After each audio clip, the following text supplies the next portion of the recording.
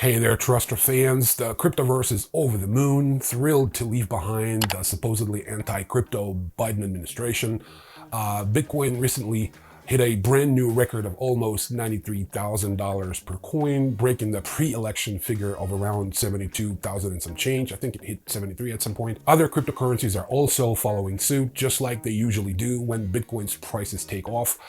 Michael Saylor is going completely nuts with his buying spree. He bought when Bitcoin was 11.7 back in August 2020, and he's buying now at 90,000 per coin. So this guy is buying. Zooming out a bit, this year has been a frenzy in the Bitcoin market. Governments and institutions worldwide have been more than happy to oblige Michael Saylor and others with a voracious appetite for Bitcoin, selling off seized coins from hacks, bankruptcies, and legal disputes like you may remember GBTC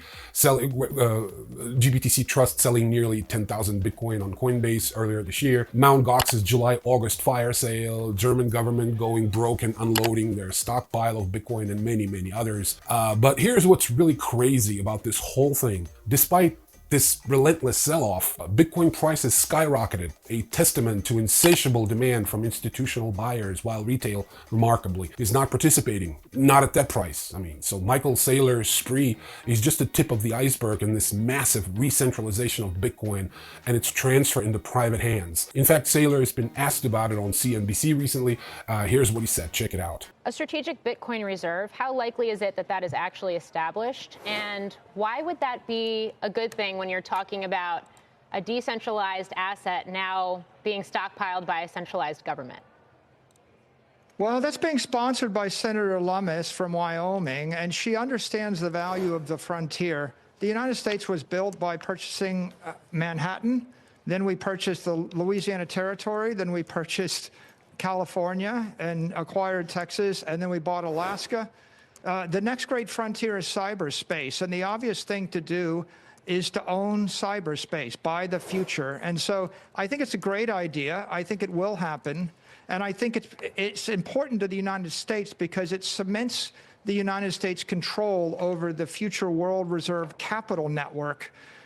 Senator Lummis's bill will offset $16 trillion of our debt, according to my models right now. So I think it's economically wise, it's technically wise.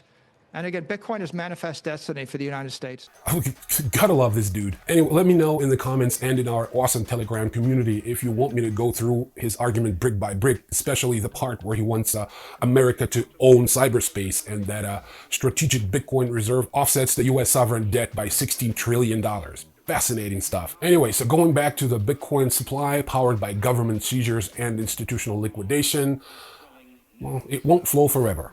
Once these reserves are depleted, miners will fill the gap at higher prices, and they will be happy to release new coins at 93K per Bitcoin, at 93,000 per Bitcoin. No problem there. Demand will continue to surge as corporate FOMO escalates, pumping the market even harder. For now, this frenzy masks the deeper truth. Bitcoin itself isn't inflating. Each transaction, each purchase is propping up the price in a self-reinforcing cycle. The more they buy, the higher it goes, and so far, buyers aren't hesitating. Saylor himself sold 13.6 million shares of MicroStrategy, his own company, to finance his latest acquisition of Bitcoin. Remember how Maxi suggested, they actually still do, that you sell your house, you sell your car, you sell your apartment, and buy more Bitcoin? Well, that's precisely what Michael Saylor is doing right now. And he's actually doing this at the behest of his investors. He said it himself.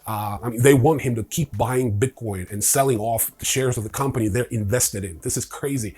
So this reminds me of this another scene, one of my favorite movies of all time, Other People's Money. Check this one out.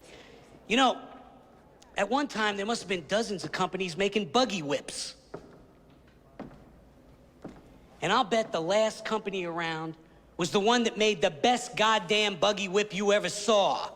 Now, how would you have liked to have been a stockholder in that company? I'm not saying Bitcoin is a buggy whip.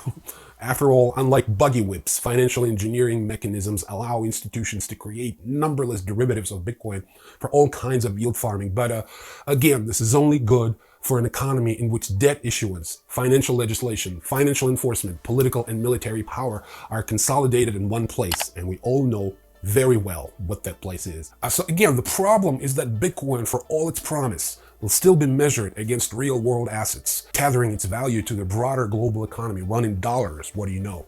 So let's hope that that economy is as strong as Sleepy Joe has been mumbling about for years. But right now, the C-level managerial class is raiding corporate coffers to join the Bitcoin craze. It's a mad, uncontrolled buying spree, feeding the fire and keeping prices on a relentless climb, especially in the crypto-influenced presidency. Donald Trump has already announced a meet with the CEO of Coinbase. This stupid Department of Government Efficiency idea is still making the rounds, with Musk and Vivek Ramaswamy, whatever, co-heading this weird new government branch. Some of Trump's cabinet nominations are aggressively pro-crypto. People like Kennedy Jr., we all know about him, or billionaire Howard Lutnick, a runner-up for the Secretary of the Treasury position.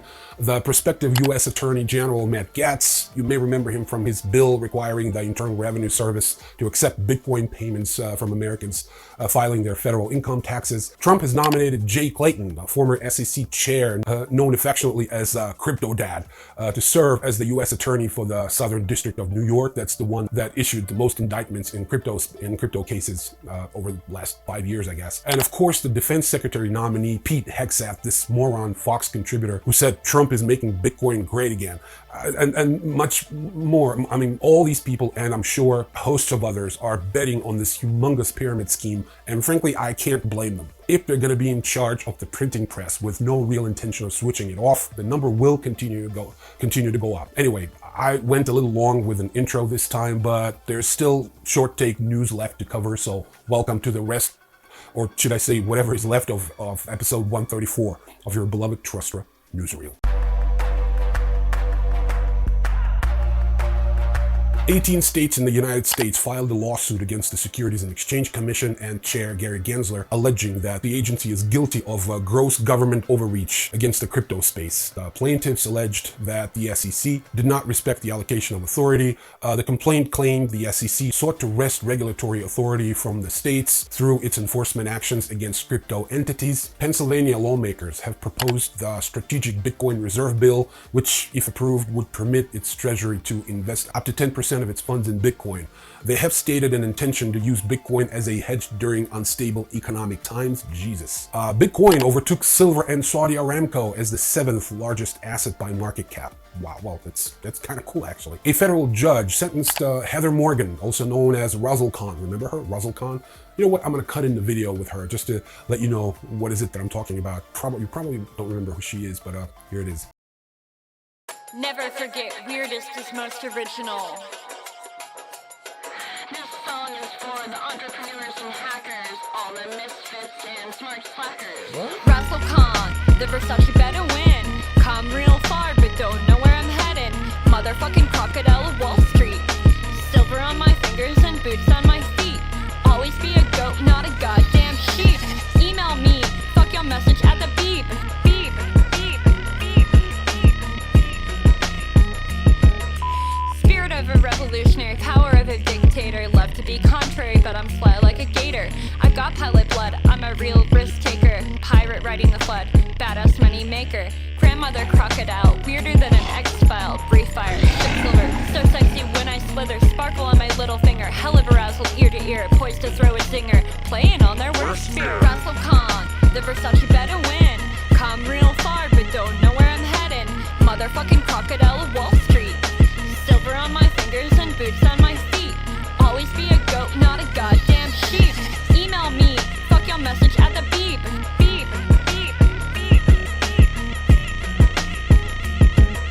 Russell Khan's the name, that hot grandma you really wanna bang. Always run the guilt game ever since I was 15. I'm many things, a rapper, an economist, a journalist, a writer, a CEO, and a dirty, dirty, dirty, dirty hoe. Better than most writers, creepier than most girls, weirder than most rappers, but I still rock pearls. Russell Khan, the Versace better win. Come real far, but don't know where I'm heading. Motherfucking crocodile of Wall Street. Silver on my fingers and boots on my feet. Always be a goat, not a goddamn sheep. Email me, fuck your message at the beep. Beep, beep, beep, beep. The The Versace better win. Got the bling that win. With the Berber might, I'll win every fight. My swag ain't just lit. Silver really packs a hit. Bobby fashion so legit. Pussy bitches saying stop, about to pop, ain't gon' quit. They say Raz a filthy bitch, but they're jealous of my tits. My eyes, my nose, my bling, my clothes, these rings, my hose. Everyone knows I don't fuck with no bros. Unless they're gay, gays don't count, they're exempt. So anyway, yeah, that cool chick. She just got 18 months in prison for laundering stolen Bitcoin connected to Bitfinex. They promised to put her away, for life, and then, yada, yada, yada. She's in for 18 months, whatever. Tether, Kraken, and Fabric Ventures are backing Dutch fintech company Quantos Payments in the launch of two stablecoins, EURQ and USDQ, whatever. EURQ and USDQ, compliant with the European Union's markets and crypto assets regulation, the infamous MiCA. Binance has launched BFUSD, a yield-bearing stablecoin-like token for futures and perpetual traders. According to a November 18th announcement, BFUSD provides an annual percentage yield of approximately 19.55%, allowing users to earn daily rewards by holding BFUSD in their Binance futures accounts without the need to stake or lock funds. Consensus CEO Joe Lubin said the battle between the SEC and crypto companies will likely fade away under the incoming administration of President-elect Donald Trump. Lubin said that the people involved will figure out ways to get the cases dismissed or settled. Well, that's what happens in pretty much every lawsuit. So Hong Kong's central bank warned using the word bank without a license is illegal in the region. So you can't say bank unless you have a banking license. That's so cool. Interesting. That's so interesting. It's not cool. It's interesting. A group of meme coin investors sued Caitlyn Jenner, alleging that the celebrity made false and misleading statements about the Jenner meme coin. Prosecutors asked a federal court in New York to seize assets they claim were bribes paid to Chinese officials by former FTX CEO Sam Bankman-Fried. There was some money paid out. They thought there were bribes to Chinese officials. This thing's gonna go on forever. And finally, Bitdeer Technologies, the 7th largest Bitcoin mining company in the world, reported a net loss of $50.1 million for the third quarter of 2024, with total revenue declining to $62 million from $87.3 in the same period last year. The company's unaudited financial results released on November 18th attribute the decrease primarily to the impact of the April 2024 Bitcoin halving, increased global hash rate, decreased hosting revenue, and higher research and development expenses related to the Saylor 2 chip development. But I'm sure with prices like 93 and going up pretty much every minute, they will catch up to the market zippity quick. Anyway, with that, I'm going to stop. Thank you so much for watching this time. Sorry about the long intro. I thought I kind of got carried away there. But anyway, make sure to subscribe to the channel, join our Telegram community, like and share our content, and I will see you in the next video. Peace.